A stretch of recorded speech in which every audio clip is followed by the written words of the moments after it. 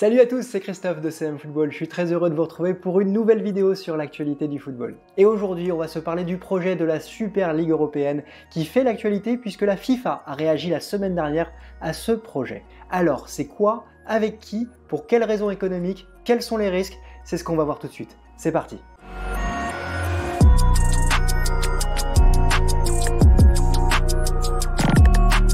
Cette vidéo est réalisée en collaboration avec le compte Twitter FC Geopolitics, un compte que vous devez absolument suivre si vous voulez tout connaître sur les à côté du football à travers un regard économique et géopolitique. C'est Kevin, le créateur du compte, que l'on va retrouver tout à l'heure d'ailleurs dans le Fergie Time puisqu'il a accepté de répondre à mes questions avec beaucoup de gentillesse dans un nouveau format.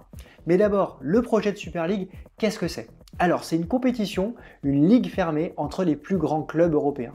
Par les plus grands clubs, je veux dire les clubs les plus riches.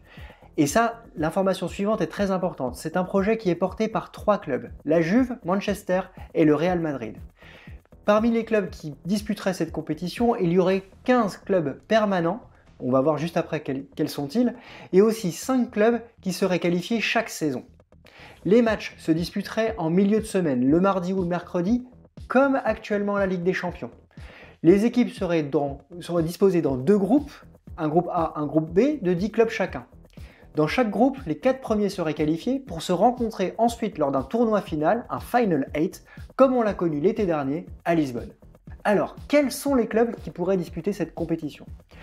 Il y en a 15 d'abord permanents, 6 en Angleterre, Liverpool, les 2 Manchester, Tottenham, Chelsea et Arsenal. En Allemagne, ce serait le Borussia Dortmund et le Bayern Munich. On aurait en Espagne l'Atlético Madrid, le Barça et le Real Madrid. En Italie, la Juve, les 2 Milan. Et en France, le Paris Saint-Germain. Les 5 autres clubs seraient qualifiés selon des modalités qui restent évidemment encore à définir, mais le plus important ici, c'est d'observer les raisons économiques pour lesquelles les clubs souhaitent créer cette compétition. Le prize money, les dotations financières qui seraient dédiées à cette compétition sont estimées aujourd'hui de l'ordre de 3,5 milliards d'euros. Alors, on sait bien que quand on parle de milliards, ça ne parle pas forcément tout de suite et ça ne saute pas aux yeux, mais je vais vous faire une comparaison pour que ça puisse parler à tout le monde. Aujourd'hui, si cette compétition venait à voir le jour, les 6 premiers se répartiraient 350 millions d'euros chacun pour le gain de la compétition, ou en tout cas pour le tour final. Les 14 autres équipes qui disputeraient cette compétition se partageraient chacune entre 100 et 150 millions d'euros. À titre de comparaison, la Ligue des Champions, le vainqueur remporte environ chaque année 100 millions d'euros par rapport à tous les matchs qu'il a disputés. C'est tout simplement démentiel en termes financiers pour les clubs. Et évidemment, avec la crise du Covid qui a touché la majeure partie des clubs européens, évidemment, ces derniers souhaitent la création, en tout cas poussent pour que cette compétition soit créée. Alors imaginez maintenant, au niveau des droits TV, et ce que ça pourrait donner. Tous les 15 jours, on pourrait avoir un Barça Juve, ou un Real Bayern, ou encore un Manchester Paris Saint-Germain.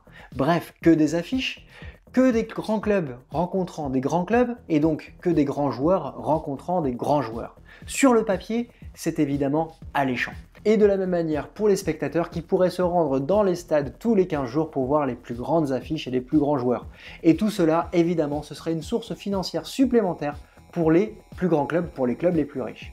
Mais il y a des mais. D'abord, évidemment, au niveau des clubs, puisqu'aujourd'hui la Ligue des Champions accueille 32 clubs par saison pour disputer cette compétition. Si on passe à 20 clubs sur la Super League, on aurait donc 12 clubs qui ne pourraient pas participer et donc qui ne pourraient pas disputer ce type de compétition. Mais également au niveau sportif, puisqu'on se retrouverait avec des matchs de moins bonne qualité, en tout cas de moins grands intérêts, pour d'autres compétitions, mais ça on va le voir tout à l'heure dans le Fergie Time. Mais le risque est surtout économique et la FIFA elle-même a réagi vendredi dernier à ce projet.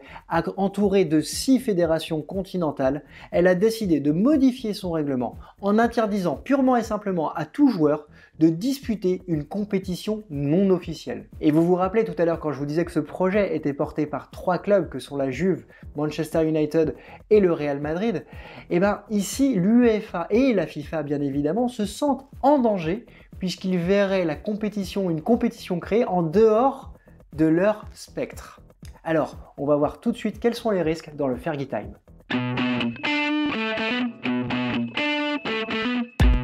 Alors on est dans le Fergie Time, on est dans les dernières secondes, on est dans les arrêts de jeu de la vidéo. C'est toujours le moment que je prends pour faire un zoom sur un thème de la question abordée. Et aujourd'hui, on va le faire innover ce Fergie Time, on va le faire évoluer grâce notamment à la présence de Kevin du FC Geopolitics qui a accepté de répondre à mes questions sur les risques de la création de cette compétition et notamment sur la réaction de la FIFA. Donc je vous laisse quelques secondes avec lui et je vous retrouve tout de suite après.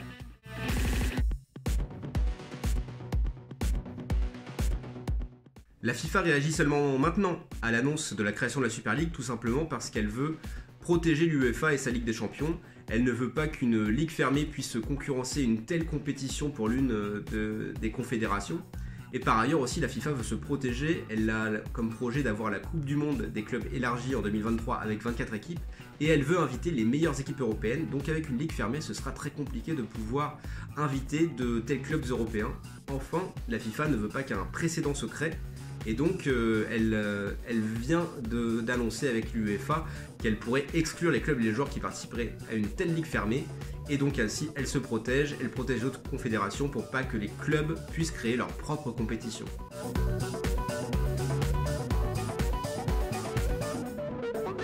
Le risque avec la création d'une telle compétition pour l'UEFA, la FIFA, ou bien que ce soit les autres fédérations africaines, sud-américaines ou d'Amérique centrale, c'est tout simplement que les clubs, voire plus loin les sélections nationales, organisent leur propre compétition. Et là, ça aurait un impact majeur sur l'organisation de la Coupe du Monde, de l'Euro, etc.